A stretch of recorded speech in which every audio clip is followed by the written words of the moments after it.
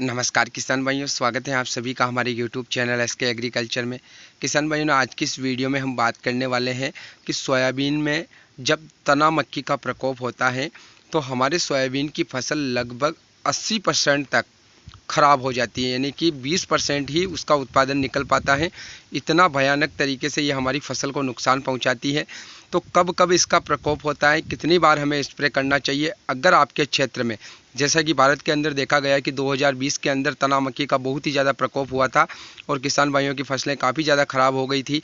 तो अगर ऐसा प्रकोप होता है और जैसे ही आपको लक्षण दिखाई देते हैं तने के अंदर, अगर आप तने को चीर कर देखते हो तो अगर लार्वा, उसका अंडा वगैरह आपको दिखाई देता है तो उस टाइम पर, या जैसे ही आपको कुछ पत्ते जो हैं ऊपर के पीले पीले दिखाई देने लगते हैं, तो जैसे ही इसके लक्षण दिखाई देते हैं और लक्षण दिखाई देने से पहले भी अगर हम स्प्रे करना चाहिए तो वो कौन कौन सा टाइम होता है, तब हमको स्प्रे करना चाहिए, ताकि हमारी फसल जो है, स्टेम फ्लाई का जो कीड़ा आता है, जो काली मक्खी आती है, उससे जो है पूरी तरीके से बची रहे। तो इस वीडियो को आपको पूरा देखना है, लाइक कर देना, चैनल पर नए हो तो सब्सक्राइब करके बेल आइकन को दबाना है।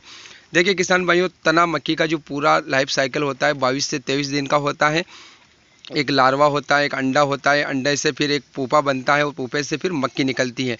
तो जब लार्वा बनता है, जैसे तना मक्खी होती है, वो एक अंडा देती है तने के अंदर, और तने के अंदर जो अंडा होता है, अंडे से फिर लार्वा निकलता है। वही लार्वा जो है पौधे के अंदर जो है रहता है और पौधे को अंदर से नुकसान पहुंचाता है और फसल जो है ऊपर से बिल्कुल मुरझा जाती है, फसल के पत्ते बिल्कुल पीले पड़ के सूखना शुरू हो जाती हैं।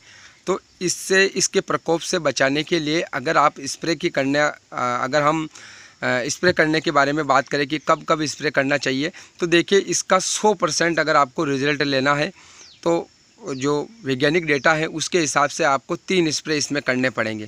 3 स्प्रे आपके हो जाएंगे 20 से 25 दिन के अंतराल में, 35 से 40 दिन के अंतराल में, और 50 दिन के बाद एक स्प्रे होता है।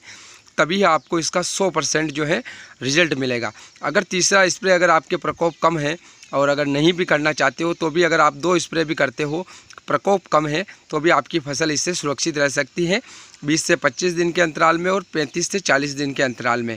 अगर हम दवाइयों की बात करें तो देखिए किसान भाइयों, बहुत सारी दवाइयाँ मार्केट के अंदर उपलब्ध है, बहुत सारे केमिकल उपलब्ध हैं। जैसे कॉम्बिनेशन वालों की अगर हम बात करें तो थायोमेथाक्साम लेमड़ा हो जाएगा, इमिडा प्लस लेमड़ा हो जाएगा, या फिर कोराजन वाला भी आता है, जो केमिकल है क्लोरेंट्रा नीलीप्रोल, ये वाले जो केमिकल हैं। इसके अलावा भी बहुत सारे केमिकल हैं जो तना मक्खी के ऊपर अपना काम करते हैं। 100% रिजल्ट इसमें से किसी भी केमिकल का नहीं मिलता है।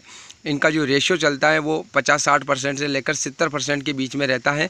तो इनको अगर आप समय समय पर स्प्रे करते हो किसान भाइयों, तो आप अपनी फसल को जो है तना मक्खी से सुरक्षित रख सकते हो।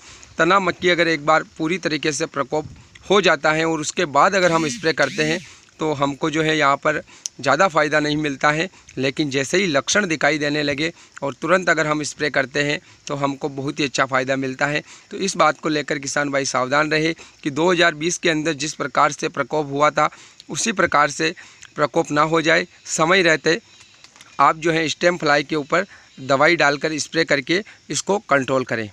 तो उम्मीद है ये वीडियो आपको ज़रूर पसंद आई होगी। लाइक शेयर सब्सक्राइब जरूर करना। मिलेंगे अगली नई वीडियो में, तब तक के लिए धन्यवाद।